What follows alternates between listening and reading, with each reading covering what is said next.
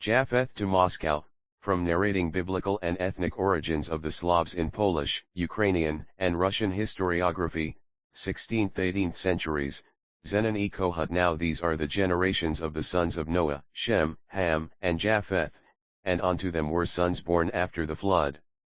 The sons of Japheth, Gomer, and Magog, and Madai, and Javan, and Tubal, and Meshech, and Tiras. And the sons of Gomer, Ashkenaz, and Rephath, and Togarmah. And the sons of Javan, Elisha, and Tarshish, Kittim, and Dodanim. From these the coastland peoples spread. These are the sons of Japheth in their lands, each with his own language, by their families, in their nations.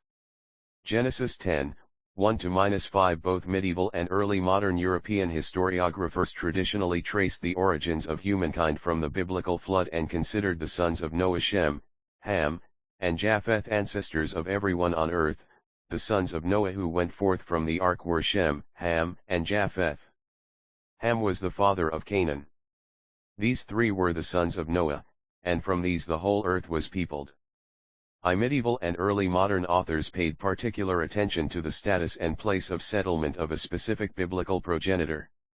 One such formula states that Sem ora, Cam labra, Ifa regit protege, Shem preaches, Ham labors, Japheth reigns and rules, and includes a list of lands settled by Noah's descendants. In describing the distribution of lands, the Bible also assigns the lands of Western and Northern Europe to Noah's son Japheth, who thus became the most favored candidate for progenitor of all Europeans. 1 Genesis 9, 18-19, King James Version. 280 Zenon e Kohat. The so-called Danube transfer theory was among the first constructs that took account of the origin of the Slavs. According to this theory, after the mixing of tongues during King Nimrod's construction of the Tower of Babel, there was a great migration of peoples. Some came to Europe and settled on the banks of the Danube. All the lands around the Danube were considered the domain of the Slavs. The Danube transfer theory was popular among Byzantine authors, from whom it was borrowed by Kievan Rus chroniclers. The tale of bygone years in the Hypatian Codex describes the origins of the Slavs as follows: upon the demolition of the Tower of Babel and the mixing of tongues, the sons of Shem took over the eastern lands, and the sons of Ham, the southern lands. As for the sons of Japheth, they took over the west, as well as the northern lands. From the sons of Noah came 72 different tongues, and the Slavic language was spoken in the tribe of Japheth, called Norki, that is, the Slavs. Ages later the Slavs settled around the Danube, where now the Hungarian and Bulgarian realm is located. 1 The Danube transfer theory grew in popularity and was extensively quoted by Polish, Czech, and Kievan Rus authors. In the course of the 16th century it was increasingly overshadowed by the Sarmatian theory, which posited a migration from Babylon to the Slavic lands through Asia to Sarmatia, now equated with the ancient homeland of the Slavs. But accounts of the migration varied, and its sequence was differently presented in those accounts. Thus there was no consensus among early modern European authors on the origins of the Slavs, which were reconstructed on the basis of a combination of biblical genealogy with theories of migration. Which son of Japheth? According to the Russian scholar Alexander Milnikov, the earliest genealogies that identified Japheth as the forefather of the Slavs were written by the German Protestant reformer and historiographer Philip Melanchthon, 1497-1560, and the Polish author Jan Długas, 1415-80. They claimed that the first European settler was one Vasil Yaremenko, ed. Povest Vermianik lit. Litopis, Zayapatskim Spiskum, Kiev, Radiansky Pismenik, 1990, 9. From Japheth to Moscow 281 Alan, a descendant of Japheth. 2 Alan had 3 sons, the youngest of whom was Nenyo, who in turn fathered 4 sons. The elder son, Vandal, became the forefather of the Poles, while the other Slavs were descended from the younger sons. 3 It should be noted that the division of biblical ancestors into elder and younger ones was an important device in the works of medieval and early modern European authors, allowing them to claim the seniority of certain peoples over others. D. Lugus, Matthias Mecovius, Meshij Mecoida, 1457–1523, and Marcin Cromer, 1512–89, distinguished between Asian and European Sarmatia. They defined European Sarmatia as the homeland of Greeks and Slavs, identifying Javan, the fourth son of Japhet, as their ancestor. Mecovius and Cromer also considered Raphaith, a son of Gomer and grandson of Japhet, the ancestor of those who inhabited the vicinity of the Rhythian mountains, namely the Rus, Lithuanians, Poles, Czechs, Moravians, and Illyrians. 4 Other Polish authors, Bernard Łapowski, 1456–1535, and Marcin Bielski, ca. 1495–1575, posited a different genealogy of Slavic origins, Japhet Gomer Ashkenaz Germans and Slavs, see Appendix. 6. The Japhet Gomer line was also the one followed by the most influential of the early modern Polish authors, Meshij Strijkowski, ca. 1547 ca. 1593. 5. According to him, after the confusion of tongues at the construction of the Tower of Babel, Japhet's son Gomer left Assyria with his people and went to the Sea of Azov, where he lived among the Cymbrys, Goths, and Alans on the shores of both the Azov and the Black Seas. Later on, while looking for better lands, the descendants of Gomer settled on the banks of the Dnipro, Volga, Dvina, Bur, Dniester, and Nemunas rivers. Others settled in Samaria, between the Don and the Dniester, to Amilnikov, Kardinoslavianskogo Myra, Vzgliad iz Vostoknoi Evropy. Etnogenetishesky legendy, Dogitki, Protaji Potizi 16 Nakala 18 Vika, St. Petersburg, Rossi Iskaya Akademia Nauk, 1996, 24. 3 Ibid, 22. 4 Ibid, 23–24. 6 Ibid, 25–26. 5. This conclusion is based on a number on references to Strijkowski in the works of early modern Ukrainian and Polish authors. 282 Zenon e Kohut around the Cimmerian Bosporus, and in the Crimea, where they waged a long war against the Greeks. 6. It is also worth recalling that early modern authors made extensive use of the works of their intellectual predecessors, often borrowing or omitting certain details. As a result, most of their writings contain several, often contradictory, narratives. Thus the above-mentioned Polish works include elements of another narrative favoring Japhet's sixth son, Meshech, as the Slavic progenitor, a narrative that was further elaborated by Strijkowski and fully developed in subsequent Ukrainian historical writings. The rise of Meshech, Mosich, Moskwa. The role of Polish historiography. The first to mention the Meshech lineage was Bernard Łapowski. In a lost history cited by Strijkowski, 1582, Łapowski claimed that the Slavs, whom he calls Slowakia, took their name from the Slavic lake, Ozera Slovnogo, in the land settled by Meshech, or Moskwa, as Łapowski calls him, a son of Japhet, which were named after him and became known as the Muscovite lands. 7. The connection between Meshech, Mosich, and Moskwa was based entirely on phonetic and orthographic similarities, another favorite device medieval and early modern writers employed to incorporate biblical and classical references into their narratives in order to prove authority and antiquity. The next mention of Meshech/Mosich occurred in the second edition of Marcin Bielski's Chronicle, 1564. In the first edition, 1554, Bielski had argued for the following line of descent: Noah Japhet Ashkenaz, Jaskin, the founding father of the Sarmatians, Tuaskin the Poles and the Germans. His primary concern was to establish a common Roman Catholic genealogy including the Poles and the Germans. In the second edition of Chronicle, probably edited by his son, Bielski traces the descent of all Slavs from a single progenitor, Japhet Meshecho Masok the 6. Meshij Strijkowski, Opoksk Kach, Wyvodach, Gielniski Och, Spraik rycerskich I domowich slanego narodu lituskiego, zamojadzkiego I ruskiego, 1575, Warsaw, Bostwowy Instytut Wiedonisy, 1978, 45. 7 Milnikov, Kardina Slavianskogo Myra, 45.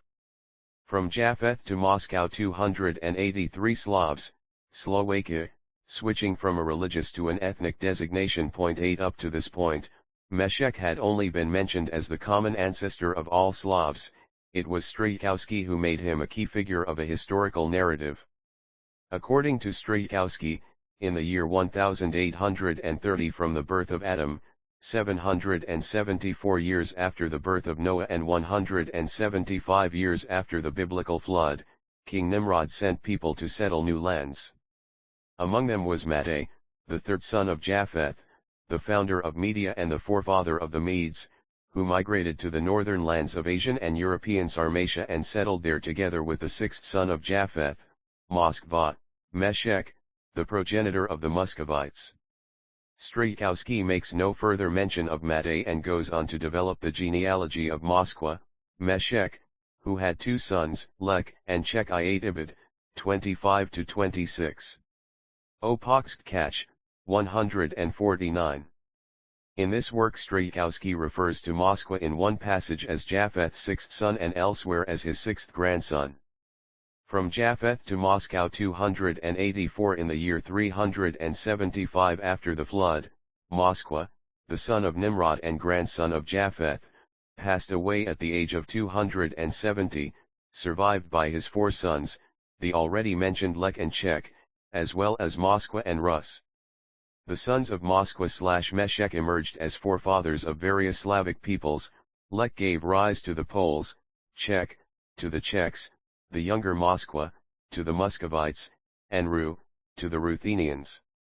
Lek's sons, Litwan, Kasub, and Samoda, were the progenitors of the Lithuanians, the Baltic tribes, the Prussians, and the Samoda tribes. 9 Apparently deviating from the biblical account, Strijkowski turned Moskwa/Meshek from a son of Japhet into his grandson. He also makes Lek and Chek's Japhet's elder sons, while Moskwa and Ru figure as their younger brothers.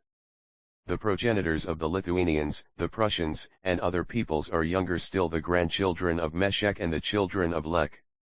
The moral, as Strijkowski presents it, is that just as younger children are obliged to respect and obey their elder brothers, the younger peoples should respect and obey the elder, more prominent nations. 10 The story of Meshek/Mosich/Moskwa was a minor theme for Strijkowski, who gave primacy to the Japhet-Gomer line.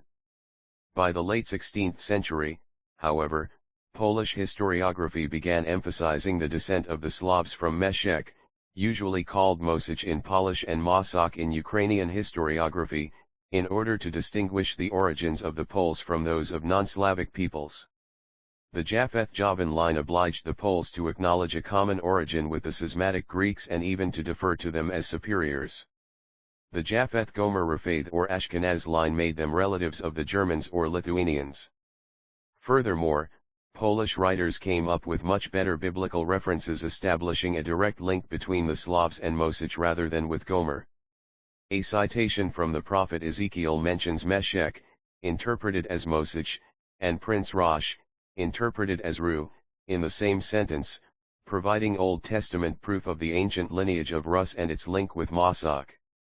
The phonetic similarity of Meshek, Mosich, and Moskwa enabled the chroniclers to trace Slavic origins to the earliest biblical times, just 2 generations from Noah himself.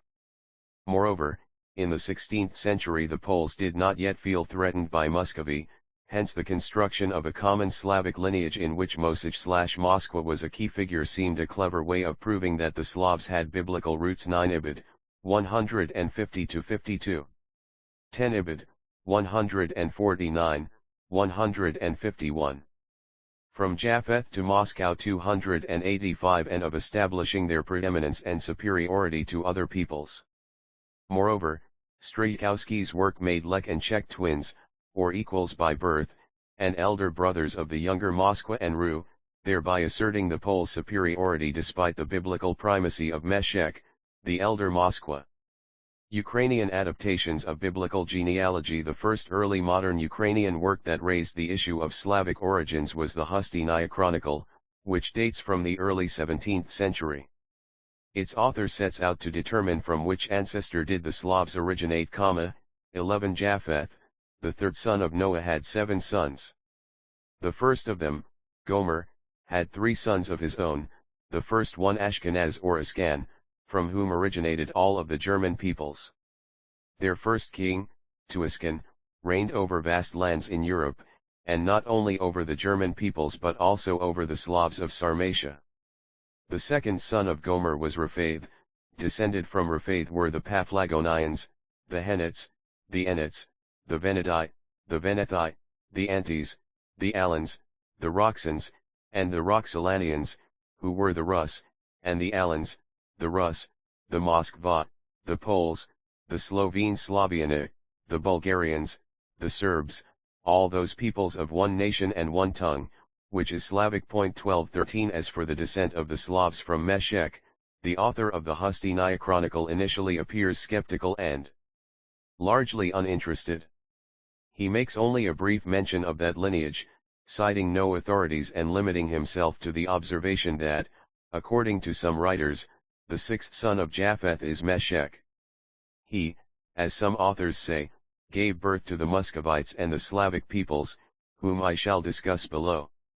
Later on, however, the author takes a different tack, providing an alternative genealogy of the Slavs, who are supposedly descended from the progeny of Meshech, and citing the testimony of various ancient and thus authoritative writers. He then goes on to compare theories and establish the credibility of the lineage of Raphath over 11 vi Buganov, ed. Gusinskaya Letopise, vol.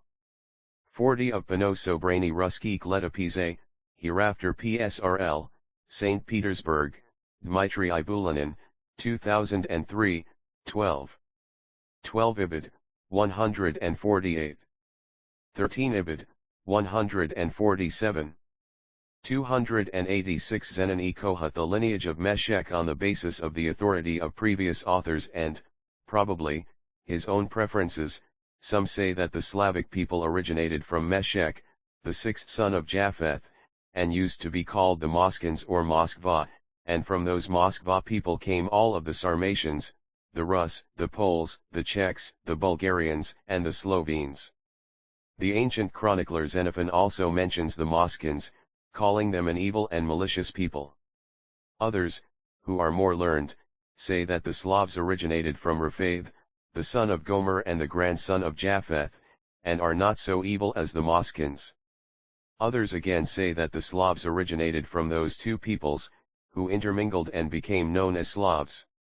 They originate from Raphath, the son of Gomer. 14 EMYTSY Case analysis of the Lithuanian Rus Chronicle, second half of the 16th century, the Ukrainian language Babylinsky Chronicle, second half of the 17th century, and the Hostynaya Chronicle confirms that the Meshech theory made its way into Ukrainian historical and philosophical thought gradually over a period of at least 5 decades.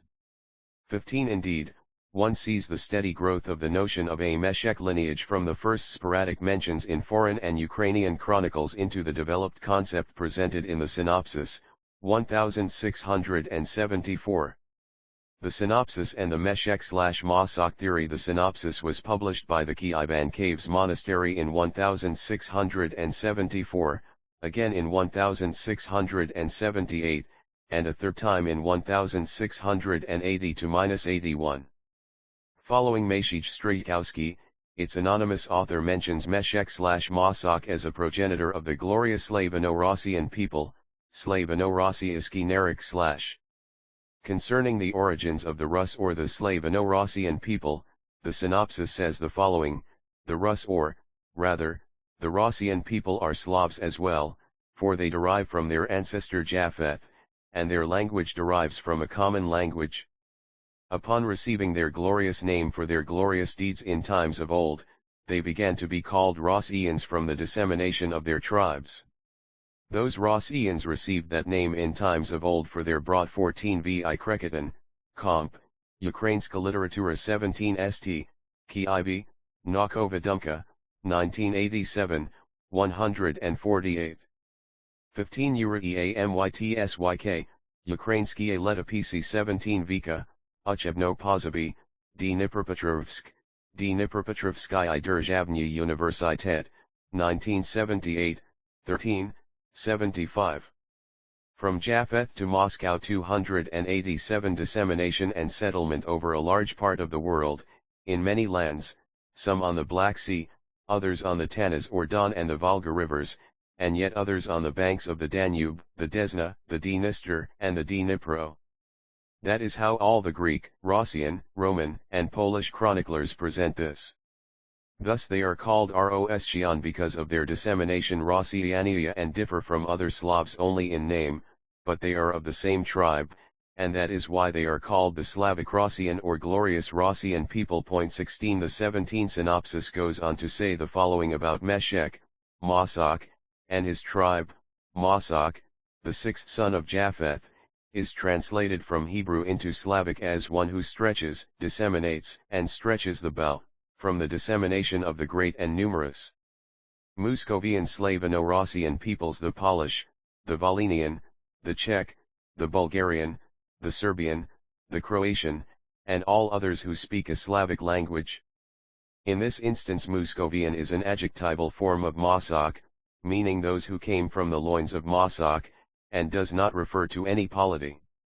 Later on the author of the synopsis points out that Meshech was the progenitor not only of the great Muscovite people but also of all the Rus or Rossian people. 18 And this name is known in all the countries mentioned above whose inhabitants speak one common Slavic language. 19 Although the author continues mentioning other biblical ancestors, such as Asarmot and Raphath, it is Meshech whom he elevates to the status of direct ancestor of all the Slavs. 20 Both Milnikov and the historian Irina Zelenko consider that the principal motive of the author of the synopsis was to promote the idea of Slavic unity and establish an important role for the Slavs in European history. 21 This emphasis on the common origins of all Slavs was at variance with the accounts of other authors, such as Bernard Wapowski, who differentiated the Slavic peoples on the basis of their religious beliefs and other factors. Although Milnikov 16 Hans Roth, ed. Sinopsis, Kiev 1681, Facsimile MIT Einer Einleitung, Cologne, Bala, 1983, 145-51. The references to glorious are, of course, a play on the word Slava, glory, and Slavs. Thus the Slavs are glorious by definition. 17 Ibid, 154-55. 18 By Rus and Rossian the author most probably meant the Slavs in general. 19 Sinopsis, Kiev 1681, 12. 20 Ibid, 152-55. 21 Milnikov, Kardina Slavianskogo Myra, 31-32, Irina Zelenko, Lavrskaya Almanac, Synopsiski Ivskaya, Kiev, Nationalny Kyieva Pecherskaya Istoriko-Kulturny Zapovednik, 2002, 123. 288 Zenony Kohut and Zelenko are basically correct. Their interpretation does not suffice to explain the subsequent general acceptance of the Meshech/Mosach/Moskva concept. In my opinion, the difference between the synopsis and previous Ukrainian works on this subject is best explained by their different objectives. The author of the Hustiniya Chronicle focused on the role of Kiev as the spiritual and cultural center of the Rus lands within the Polish-Lithuanian Commonwealth, an objective that did not require any development of the notion that Meshech was the forefather of all Slavs. By contrast, the main purpose of the synopsis's author was to underline the spiritual and cultural role of Kiev as the center of the Rus lands within the Muscovite state. His principal challenge was to link the political, his from Japhet to Moscow 289 historical and cultural traditions of ancient Kiev with those of the younger Moscow, and emphasizing the genealogy from Meshech was one way of solving that problem. The Mosach concept, then, is an example of the attempt made in the synopsis to unite the history of the Kievan and Muscovite lands in the context of a single historical space. The Ukrainian clerics were not only assigning Muscovy an important role in Slavic origins but also bringing it into their Slavic project. After all, the whole point of the work was to show that Kiev was the foundation of the Slavano-Rossian people, religion, and culture, a foundation that now required the protection of the Muscovite Tsar.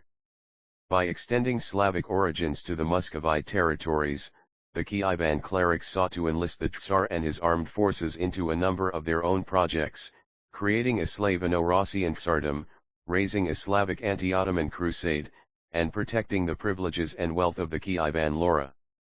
The synopsis and the Muscovite adaptation of the Meshech/Mossack theory. It may appear strange that although Ukrainian clerics ascribed primacy to the Muscovites and Moscow with regard to Slavic origins, the concept of Meshech/Mossack was long ignored in Muscovy itself. 22 But the Muscovites were suspicious of writings emanating from Poland and Ukraine and therefore dubious about the Meshech/Mossack theory. 23 In the Bible, the writings of the Greek historian Xenophon, and the Justinian Chronicle, the descendants of Meshech were portrayed as evil and depraved, exchanging goods for immortal human souls and copper dishes, and so on.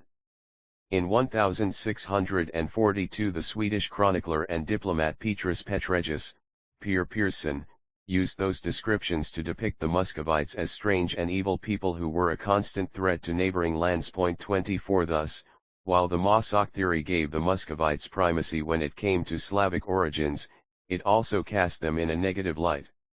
The author of the so-called Mazurin Chronicle, written sometime between the 1660s and 1690, Isidore Snodin, quotes entire paragraphs from the synopsis but does not follow the Mossack genealogy. Instead he adverts to 22 Milnikov, Kardina Slavianskogo Myra, 31. 23 Ibid, 31-32. 24 Ibid, 32, 130.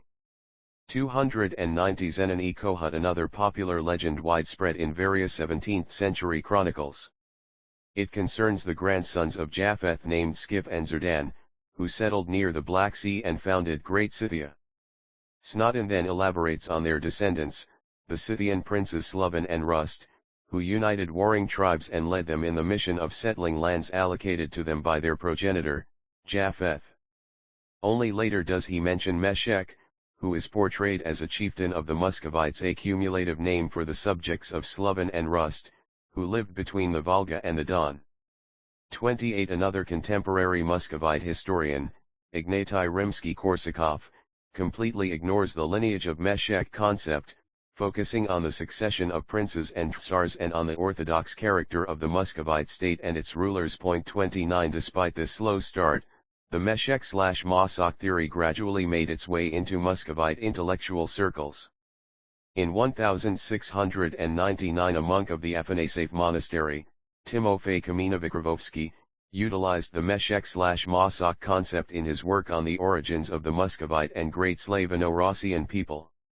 According to him, the progenitors Slovan and Rus derived from the loins of Herod and were the descendants of Japhet and his son, Prince Meshech, the ruler of Muscovy. 30 Alexei Mankiev's Yadro Rossiyskoye Istorii, the nucleus of Russian history, 1715, further developed the Meshech/Mossack version in Muscovite historiography. 31 Mankiev asserted that Meshech/Mossack was the patriarch and forefather of the Muscovite, Rus, Polish, Volhynian, Czech, Mazovian, Bulgarian, Serbian, Croatian and other peoples who spoke one common Slavic language. 32 He insisted on the Bible as the principal source for studying the ethnogenesis of the Slavs and was extremely critical of other theories that invoked false gods, animals, or fictitious persons as ancestors. He further Russified the theory by referring to Meshech/Mossack by first name and patronymic, Mossack Yavtovich. 33 Mankiev's work did not, however, popularize the Mossack concept in Muscovy/Russia. Written in Swedish captivity, Yadro Rossiyskoye Istorii was not published until the 1770s and was soon displaced by the new secular historiography. It was the synopsis, repeatedly published and sold throughout the Russian Empire, that introduced the concept to the Russian reading public. The synopsis was considered one of the most widely from Japhet to Moscow 291 Mazurinsky Letopizets, in Letopistsi posledny I Chetverty 17 Vika, 1-179, ed. V. I. Buganov, Vol. 31 of PSRL, Moscow, Nauka, 1968, A. P. Bogdanov, Letopizets I Istorik Konsa 17 Vika, Moscow, Gosударственная Publiknaya Историческая Biblioteka России, 1994, 37. 29 Bogdanov, Letopizets I Istorik Konsa 17 Vika, 175. 30 Milnikov, Kardina Slavianskogo Myra, 32-33. 31 Ibid, 33. 32 Ibid, 33-34. 33 Ibid, 34. Read books of its time, for example, between 1718 and 1722 an average of 8 or 9 copies were sold every month. 25 Meshek/Mosok in Ukrainian historiography. By the late 17th century the Mosok concept had reached its apogee of development and popularity in Ukrainian ecclesiastical historiography. Titosi Isofonovic, who wrote his Kronika in 1672, 2 years before the first edition of the synopsis, developed the concept independently. 26 later works, such as the chronograph by Panteleimon Kokhanovsky, 1681, and the expanded Chronicle of Rus, 1681-82, simply incorporated the Meshek concept from the synopsis without further embellishment. By the 18th century, however, its influence had begun to decline, mainly because of the appearance of a new genre of secular Cossack chroniclers. As Anatoly Imamrik has noted, the Cossack chronicles completely ignored Meshek, focusing instead on overturning the Polish Sarmatism theory and replacing it with the alternative concept of a Cossack Rus people. In so doing, secular Cossack authors discarded Meshek as a younger, less important, son of Japhet. Instead, they referred to Japhet's son Gomer as the biblical ancestor of the Cossack Rus people and claimed the Khazars, Scythians, and Cimmerians as ancestors of the Cossacks. 27 Instead of looking 25 AU. Samarin, Rasprostraneni I Chitatel Pervik Peshetniknig Po Istorii I Rossii, Konec 1718 v. Moscow, Izdatelstvo Moskovskogo Gosudarstvenago Universiteta Pikatai, 1998, 20-46. 26 Feodosi Isofonovic, Kronika z Litopistsov Starodavnik, Kyiv, Naukova Dumka, 1992, 56, 58. 27 Anatoly Imamrik, Bibliina Hanialayev Etnorafichnik Konceptsiyak Polskik I Ukrainskik Litopistsov I Chronik, Du Postanovki Problemi, Media Evalia Ukrainica, 292 Zenini Kohut. For a common Slavic ancestor, the Cossack chroniclers were searching for one who would link the phonetically similar Khazars and Cossacks, Kozaki. This concept already appears in a work by Dmitry I. Tuptalo, the bishop of Rostov-on-the-Don, who believed that the Khazars were a people similar to the Scythians who spoke a Slavic, Rus, language. They lived on lands that had earlier belonged to the Cimmerians, who, like the Khazars, were descended from Japhet's first son, Gomer. According to Tuptalo, the Khazars, well known for their glorious and courageous deeds and glorious life, eventually became known as Cossacks. The Cossack colonel of Hadiak, Hrihori I Hrabianka, wrote in his chronicle, ca 1710, that the Little Rus people, also known as the Cossacks 28, originated from the first son of Japhet, Gomer. After the departure of the ancient Cimmerians from the Cimmerian Sea of Azov, the Alanian Khazars settled on those lands. They spoke the same Slavic language and originated from the same forefather, Japhet.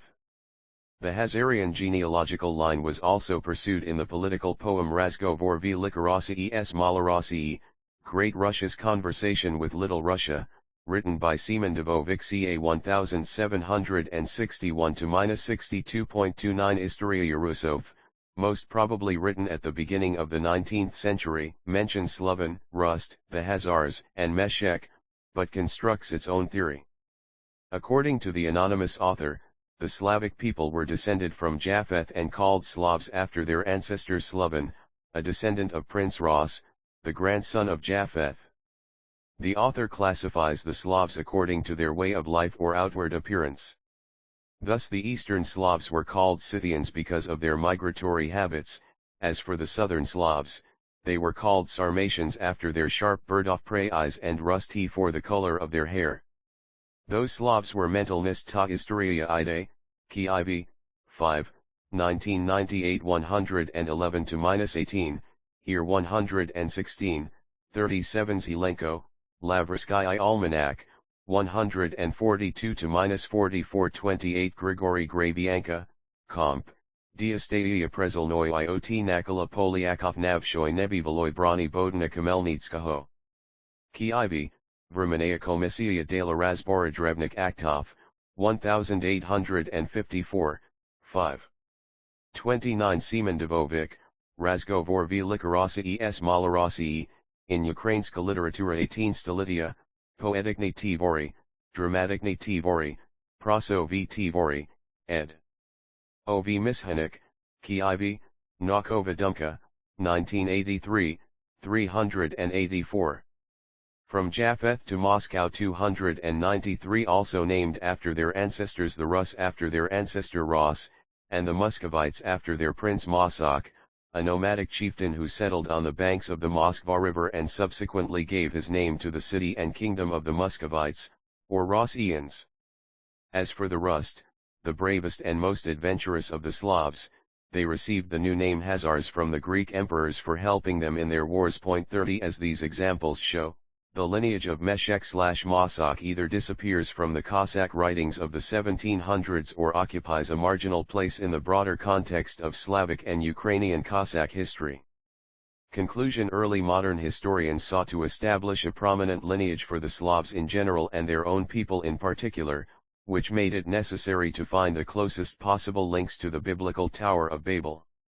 To the extent that there was any logic in picking a particular son of Japheth, it lay in the availability of biblical or ancient references, the possibility of identifying a single progenitor of all the Slavs, and the kind of differentiation that a particular author was attempting to achieve, for example, differentiating Slavs from Greeks or from Germans.